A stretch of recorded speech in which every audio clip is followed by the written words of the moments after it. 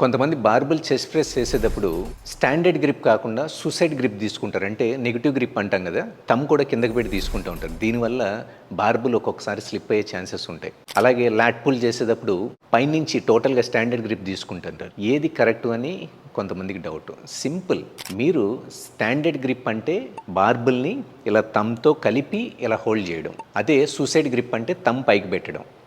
So standard grip ఏదైతే ఉందో అది పుష్ మూమెంట్స్లో యూజ్ చేయండి. 100% ఆఫ్ యువర్ మ్యాక్సిమం వెయిట్ని మీరు పుష్ చేయగలరు, ఇంజురీ అవ్వదు. అలాగే suicide grip pulling movements, for example lat pull అవ్వచ్చు, బెండ్ ఓవర్ రోవింగ్ అవ్వచ్చు, లేదా బైసెప్ కర్ల్స్ అవ్వచ్చు.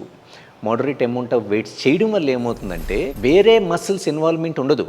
100% టార్గెటెడ్ మసిలే స్టిమ్యులేట్ అవుతుంది. సో దీనివల్ల మీరు అడిషనల్గా ఎఫర్ట్స్ అనేది వేస్ట్ అవ్వకుండా ఉంటాయి. సో సూసైడ్ గ్రిప్కి స్టాండర్డ్ గ్రిప్కి డిఫరెన్సెస్ మీకు తెలిసిందే నేను అనుకుంటున్నాను.